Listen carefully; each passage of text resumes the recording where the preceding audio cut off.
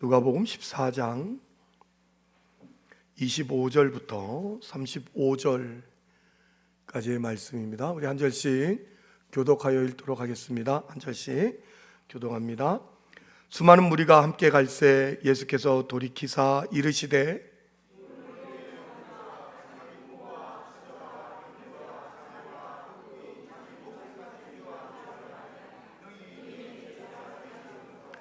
누구든지 자기 십자가를 지고 나를 따르지 않는 자도 능히 내 제자가 되지 못하리라.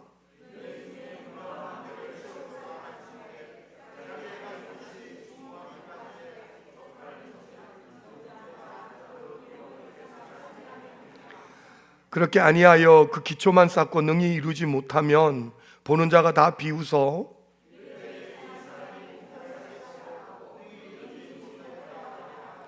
또 어떤 임금이 다른 임금과 싸우러 갈 때에 먼저 앉아 1만 명으로서 저 2만 명을 거느리고 오는 자를 대적할 수 있을까? 헤아리지 아니하겠느냐?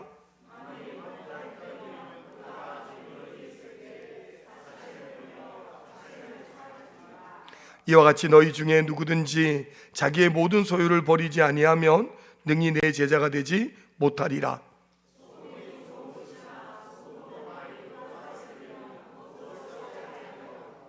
땅에도 걸음에도 쓸데없어 내버리느니라. 들을 귀가 있는 자는 들을지어다 하시니라. 아멘. 오늘 이 오후 시간에도 함께 하실 우리 성도님들, 하나님 이 시간에도 함께 하십니다. 하나님 지금 이 자리에 계신 줄 믿습니다. 그 하나님을 의지하면서 오늘도 승리함으로 말씀으로 나아가길 원합니다. 우리는 오후 시간에 목사님과 나누는 설교의 주제가 있습니다. 혹시 그 주제 기억하시는 분 있으십니까?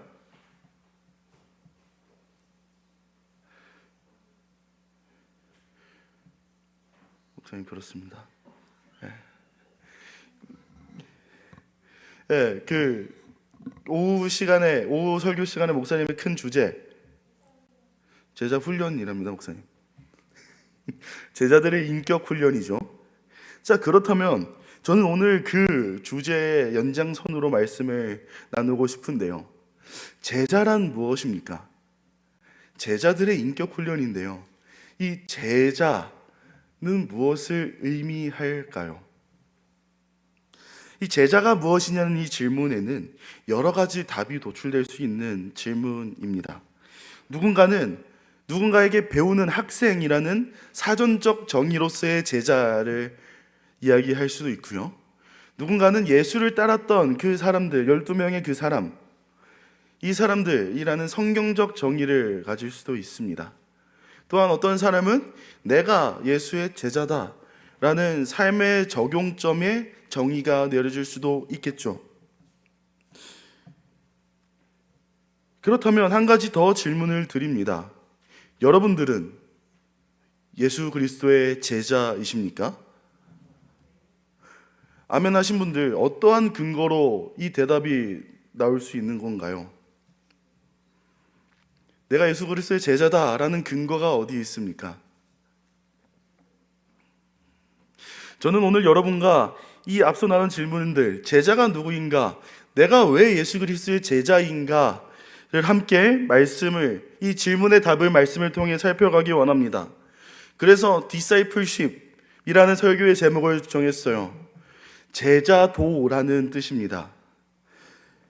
다시 말해서 제자의 길, 제자들의 자세와 각오, 그리고 제자들이 갖추어야 할 태도 등을 포함한 단어, 제자로서 살아가는 삶의 방향, 이것이 바로 제자도입니다.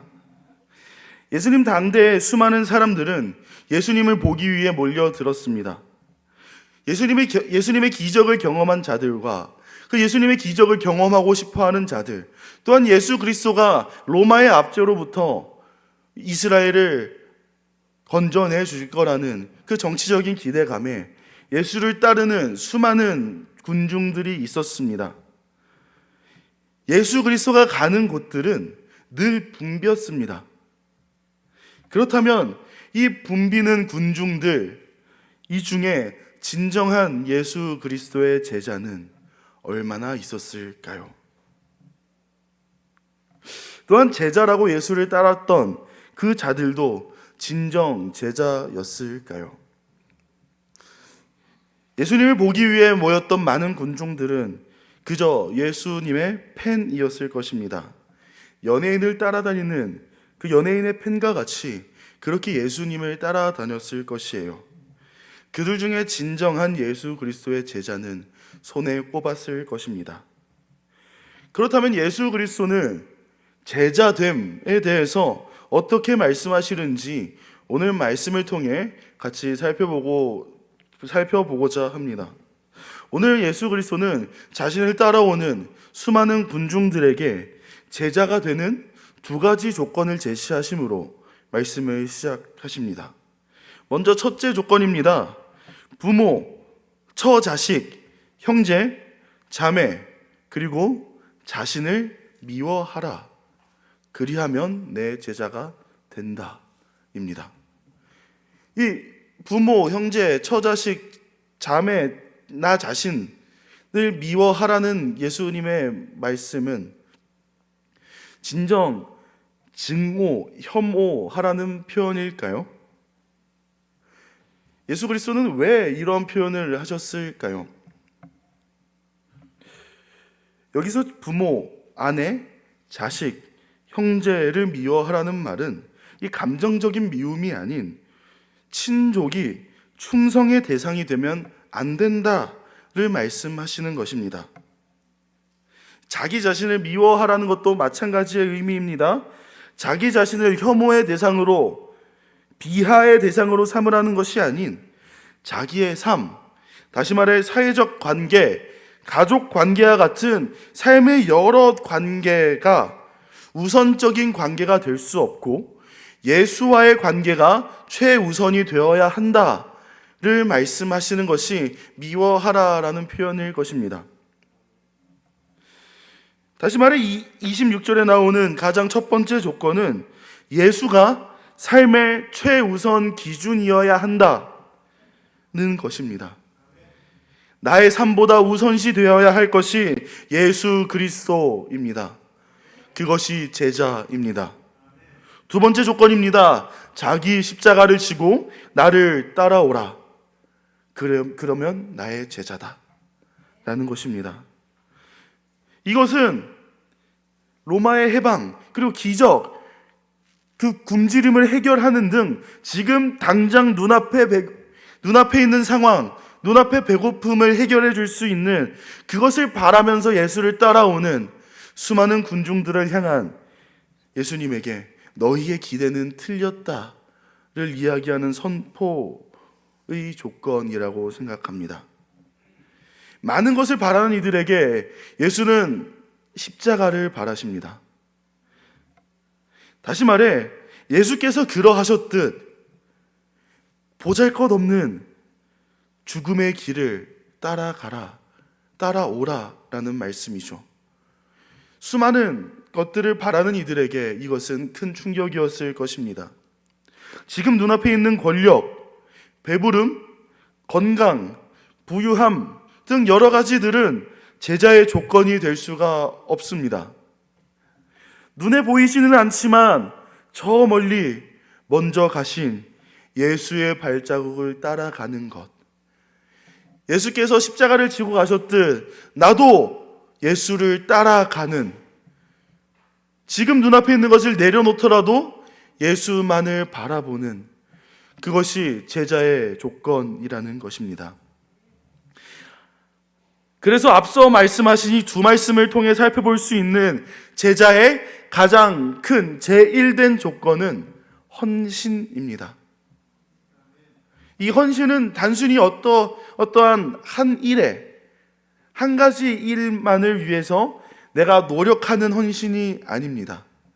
말 그대로 나의 몸을 드리는 것, 예수를 위해 나의 몸을 내어 드리는 것, 내 전 인격을 예수에게 드리는 것을 의미합니다. 나는 그저 예수님의 도구로, 예수님이 나를 사용하시는 대로 그대로만 움직이는 것, 예수가 머리 되고 나는 그저 몸일 뿐인 헌신입니다. 이것이 바로 제자됨의 가장 첫 번째 조건입니다. 이것을 설명하시면서 예수님은 두 가지의 비유로 오늘 이 말씀의 내용을 부연 설명하시는데요. 망대를 만드는 건축 비유와 전쟁을 앞둔 전쟁 비유입니다. 두 가지 비유의 공통점이 있습니다. 이 두 가지 비유의 공통점은 성급한 결정으로는 할 수 없는 철저한 분석과 냉철한 판단이 필요하다는 것입니다. 건축가가 있습니다. 건축가가 망대를, 탑을 건설하려고 합니다. 그렇다면 먼저 예산을 세우겠죠. 예산을 세운 다음에 그 예산에 맞게 설계를 하고요. 건축 자재들을 사올 것입니다. 그리고 그 설계도에 맞게 건설을 하고요. 나중에 준공식을 할 것입니다.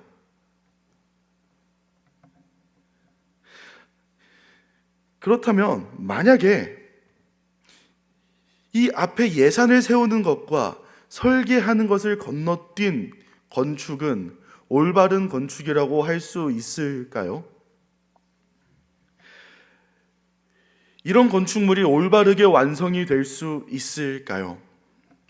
결코 그렇지 않습니다. 예산을 생각하지 않은 건축은 예산이 떨어지게 되면 공사가 그대로 중단이 됩니다. 설계를 똑바로 하지 않으면 이 건물이 어떤 건물인지도 모른 채 이도 저도 아닌 건물이 될 것입니다. 예수님의 첫 번째 비유가 이러한 비유입니다. 철저한 준비와 분석 없이 덜컥 시작한 건축은 결국 기초 작업만 하고 덩그러니 남아 있어져서 많은 사람들에게 비웃음거리가 된다라는 비유입니다. 두 번째 비유는 전쟁을 준비하는 왕의 비유입니다. 전쟁에서 가장 중요한 게 무엇입니까? 전쟁에서 가장 중요한 게 뭐라고 생각하십니까?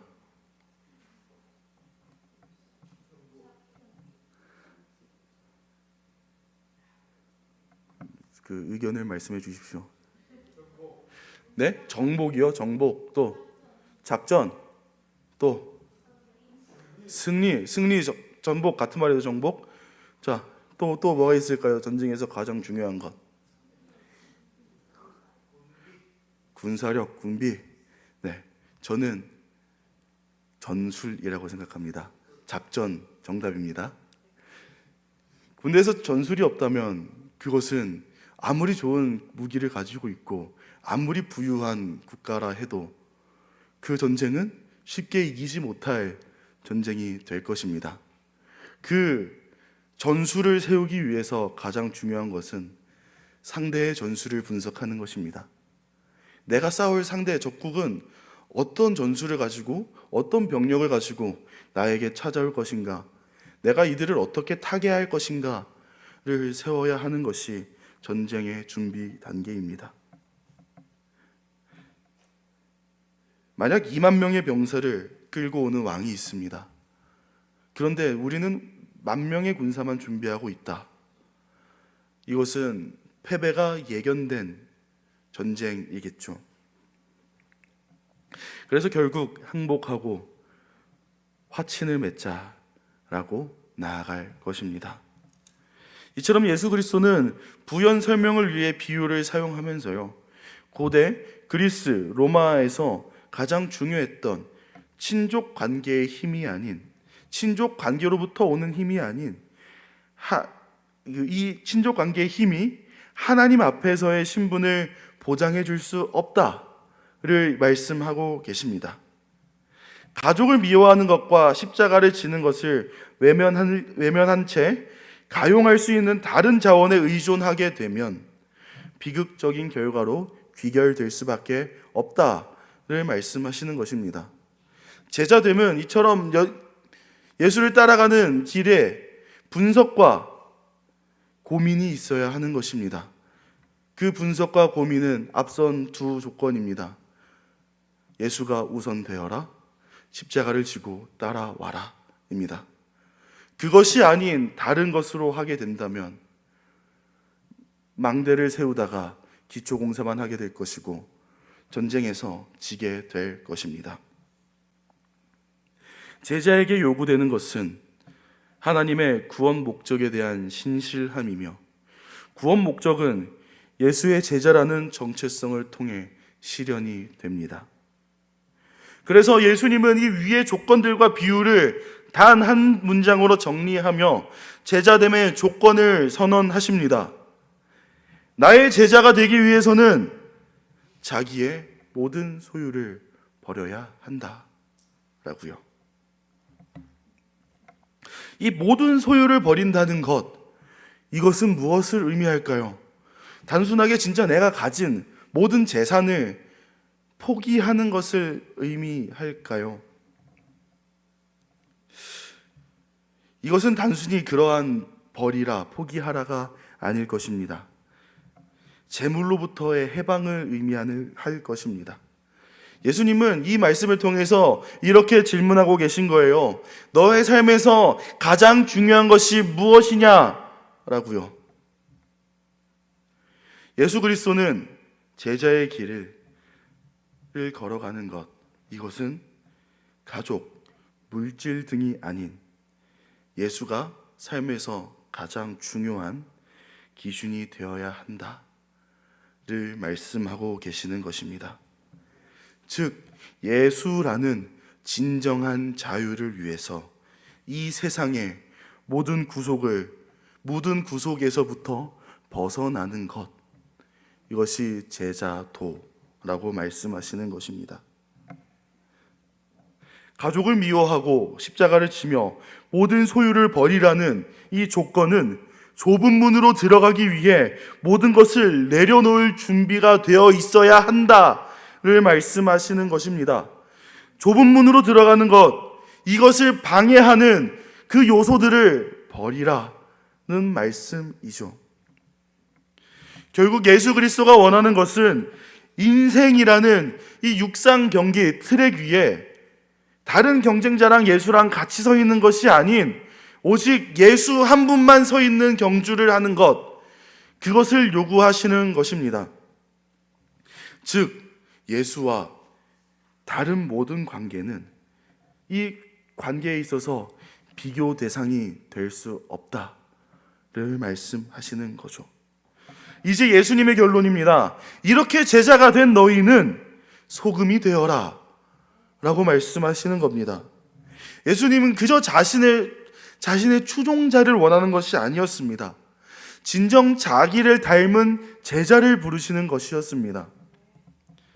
다시 말해, 삶에서 예수가 투영되는 것을 원하셨던 것입니다. 고대의 소금의 역할은, 예수님 당대의 소금은 단순한 조미료가 아니었습니다. 이 당시의 소금은 방부제였습니다. 물건이 썩지 않게, 음식이 썩지 않게 소금에 절이는 방부제 역할을 했습니다. 살균제의 역할을 했습니다. 또한 토양의 비옥도를 조절하는 거름의 역할을 했습니다.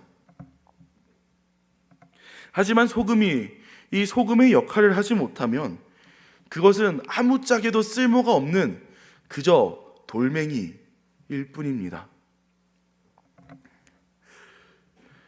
이제 예수님은 우리에게 도전하십니다. 질문하십니다. 너희도 제자가 될 준비가 되었느냐? 라고요. 제자도란 연예인을 좋아하며 따라다니는 팬이 아닙니다. 팬인가 제자인가 라는 책을 쓴 카일 라이들만 목사는 팬과 제자를 구분하면서 그 구분의 차이점은 따라다니는 대상에 대해 아는 것에 있다라고 이야기합니다. 다시 말해, 지식적으로만 아는 알은 팬이고요, 인격적으로 아는 것이 제자다라는 말인데요. 카일 라이드만 목사는 이렇게 말합니다. 예수님에 관해서만 안다고 해서 제자가 아닌 예수님을 친밀하게 진정으로 알아야 제자다라고 정리하는 거죠. 예시를 하나 들었으면 좋겠어요. 임영웅 씨 아시죠? 얼굴 펴지시는 분 몇 분 계세요? 임영웅 소리만 들어도. 자, 임영웅 씨 어떤 노래 불렀죠?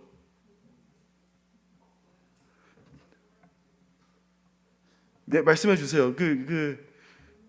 몰라요. 진짜 제가 잘 몰라서 그래. 임영웅 씨는 저는 이찬원 좋아했습니다. 보랏빛 연서인가요? 엽서인가요?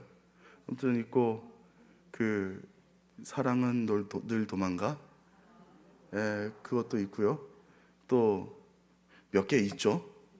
여러 가지가 있어요. 임영웅 씨가 어떤 프로그램에 나오는지 혹시 아십니까? 아시는 분들이 있을 거예요. 자, 그럼 더 나아가서 진짜 이거 알면 완전 팬이라고 할 수 있는데요. 임영웅 씨의 생년월일을 아십니까? 한때 저도 한 아이돌의 열성 팬이었던 적이 있습니다. 앨범도 사고요. 그 TV 나오는 거 다 돌려보고요. 음악도 그 순위에서 밀리면 안 된다고 잘 때도 그 음악들을 틀고 잤던 적이 있습니다. 그때는 어떤 프로그램에 언제 나왔는지, 누가 나왔는지, 뭐 했는지 다 꿰고 있었어요. 근데 이 꿰고 있는 아는 것이 여기서 그쳐집니다. 그 사람과 저는 알지 못해요. 다시 말해 그 사람에 관해서만 아는 것입니다. 이것이 팬이라고 카일 아이들만 목사는 이야기하는 것이에요. 하지만 인격적인 알은 이 지식적인 알에서 한 단계 더 들어간 친밀한 지식을 이야기하고 있어요. 성경에서 이야기하는 이 인격적인 아는 것을 우리는 구약에서 한번 찾아보기 원하는데요. 시편으로 한번 가보겠습니다. 시편 139편 1절부터 4절입니다. 시편 139편 1절에서 4절. 잘 아는 시고요. 찬양으로도 나온 다윗의 시입니다. 시편 139편 1절부터 4절. 제가 가진 성경, 구약 성경 903페이지에 있네요. 우리 이 성경을 함께 한 목소리로 같이 읽겠습니다. 시작. 여호와여, 주께서 나를 살펴보셨으므로 나를 아시나이다. 주께서 내가 앉고 일어섬을 아시고 멀리서도 나의 생각을 밝히 아시오며 나의 모든 행위를 익히 아시오니 여호와여, 내 혀의 말을 알지 못하는 것이 하나도 없으시니이다. 아멘. 여기서 알다 라는 말은 히브리어로 야다입니다. 이 야다라는 말은 주로 부부 사이의 관계에서 쓰이던 말이에요. 다시 말해 남편과 아내가 서로 몸을 나누며 아는 가장 친밀한 관계의 삶에서 사용되던 단어가 이 야다입니다. 또한 이 야다라는 말은 하나님과 인간의 관계에서 또 많이 사용되는 단어입니다. 방금 다윗의 시에서 살펴본 것처럼 다윗은 하나님이 자기 자신에 대해 안다라고 고백하면서 시를 쓰고 있어요. 내가 앉고 서는 것, 나의 생각, 나의 길, 내가 눕는 것, 나의 행위, 나의 혀, 나의 말을 아시는 분이 하나님이심을 이야기하고 있는 것이에요. 즉, 내 모든 것을 아시는 분이 하나님이시다를 고백하는 것이 지금 살펴본 시편 139편의 고백이죠. 다시 말해 이 야다라는 이 인격적인 아는 것은 친밀한 연합, 친밀한 알을 이야기하는 것이에요.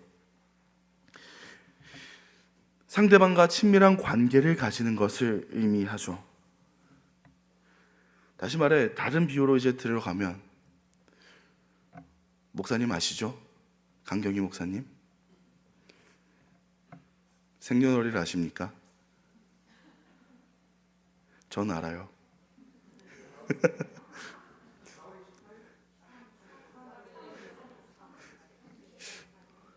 그 1년만 더 살면 같이 30년을 산 사이가 됩니다. 이처럼 여러 그 수많은 관계 속에서의 암, 저는 이제 목사님의 표정을 보면 아, 이게 장난이구나, 진지하구나가 보이거든요. 그래서 저도 이제 거기에 따라서 피할지 부딪힐지를 판단을 하죠. 이처럼 이 인격적인 삶은 이런 깊은 관계로부터의 우러나는 삶입니다. 그 사람이 어떤 사람인지, 그 사람이 나와 어떤 관계가 있는지, 이 대상이 나에게 어떠한 영향력을 주는지, 이것을 확실하게 아는 것, 이것이 바로 인격적인 삶입니다. 그래서 예수 그리스도의 제자로 살기 원하는 저와 여러분, 우리 모두는 우리가 따라야 할 예수 그리스도를 지식으로만, 머리로만 아는 것이 아닌 진정 예수를 인격적으로 알아야 합니다. 예수와 날마다 친밀해야 합니다. 이것이 제자됨입니다. 그리하여 존 스토트 목사는 그의 책 제자도에서 제자의 길, 제자도의 8가지 영역을 정리합니다. 먼저는 불순응입니다.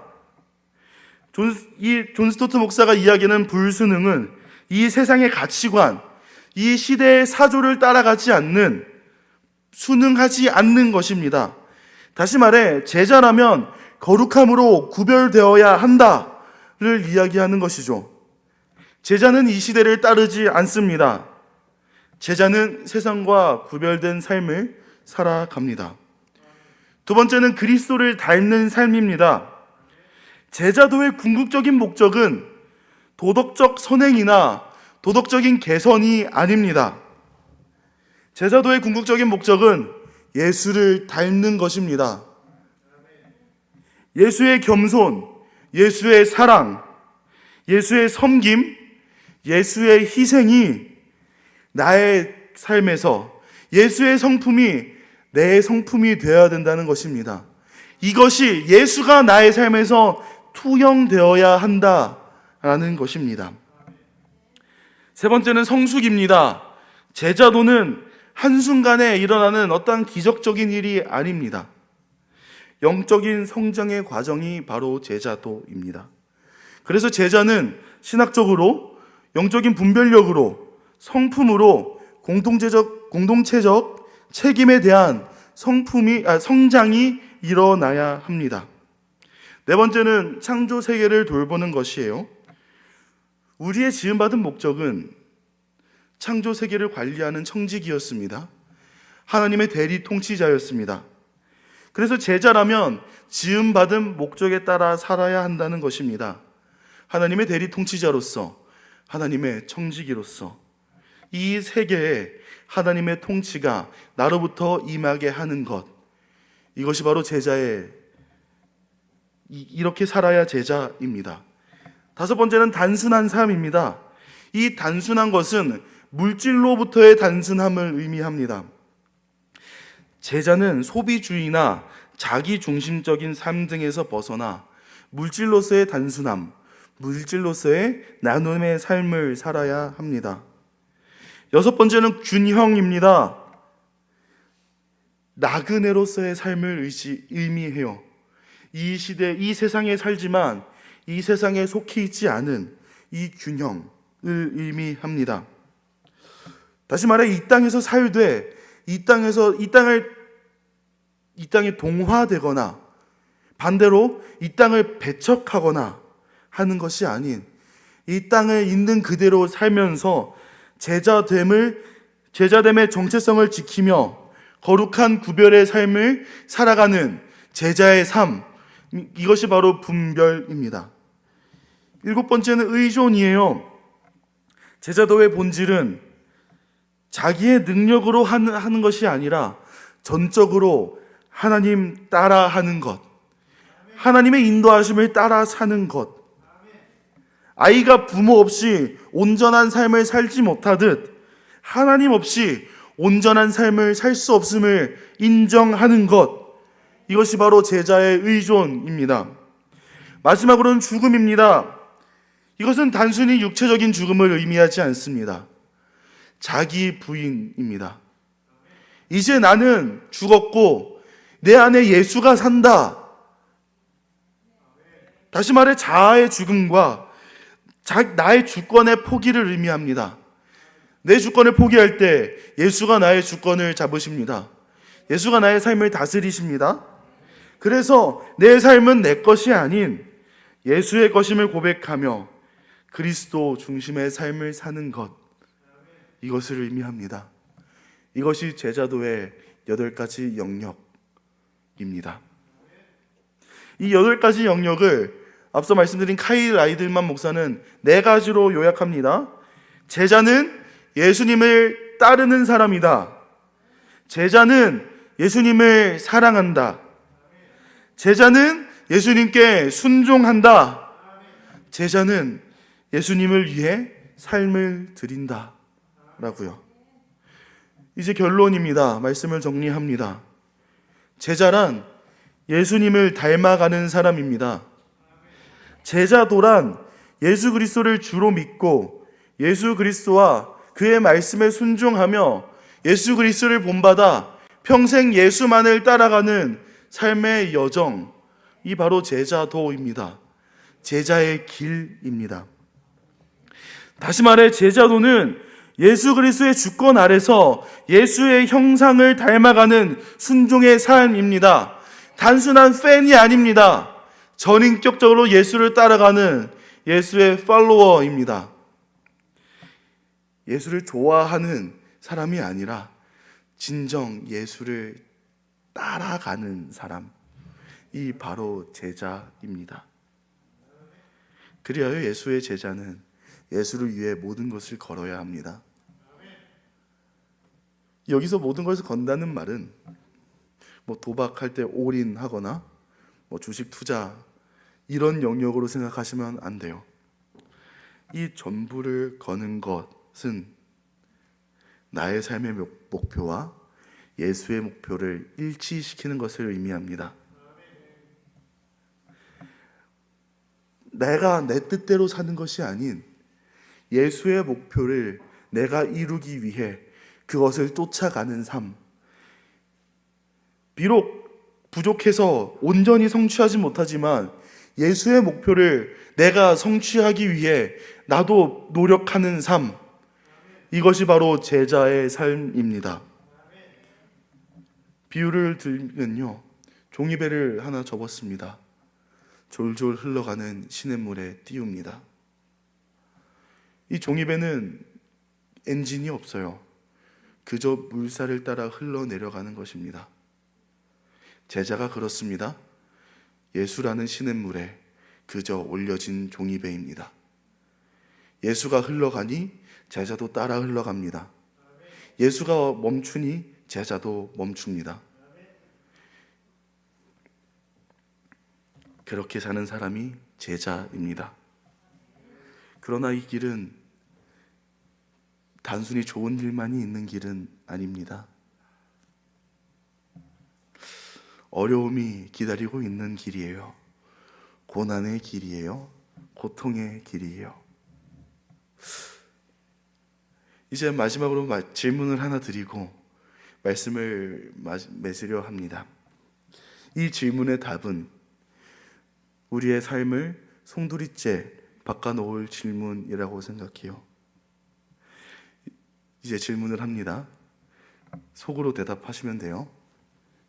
예수님을 따르면 지금까지 내가 살아오면서 쌓아왔던 전부, 돈, 명예, 건강 등 이 모든 것을 잃을 수도 있습니다. 그럼에도 불구하고 예수를 따르시렵니까? 그럼에도 불구하고 진정 제자의 길을 걸으시렵니까? 우리는 이 고백이 단순히 그저 아멘으로 할 고백보다는 진정 우리의 삶을 놓고 고민해야 할 고민이라고 생각합니다. 우리의 삶 전체를 예수께 바칠 준비가 되셨습니까? 그것이 제자입니다. 예수 그리스도의 제자들, 비록 그들의 삶은 예수 그리스도가 십자가에 못 박힐 때 그때까지도 그저 팬 중 하나인 것처럼 활동을 했습니다. 하지만 진정 부활의 주님을 만나고 인격적인 알무로서의 예수와의 관계가 시작되자 그들의 삶은 그 모든 것을 내려놓습니다. 심지어 목숨까지 내려놓습니다. 예수를 위해 살다가 예수를 위해 죽습니다. 그것이 제자의 삶입니다. 그저 내 생각, 내 뜻이 아닌 예수 따라 살다가, 예수 의지하며 살다가, 예수로 사는, 예수가 그래 수고했다 할 때 그 품에 안기는 삶, 이것이 바로 제자의 삶입니다. 다시 한 번 더 마지막으로 질문을 드립니다. 어떠한 상황이 오더라도 예수를 따르시겠습니까? 진정 제자의 길을 걸어가시겠습니까? 그 길을 예수께서 반드시 주관하실 것입니다. 예수는 그 제자를 포기하지 않으십니다. 끝까지 책임지십니다. 그런 예수 그리스도를 의지하며 이 날마다 제자의 길을 믿음으로 승리하는 저와 여러분, 우리 모두가 되길 소망합니다. 기도하겠습니다. 하나님 아버지 감사합니다.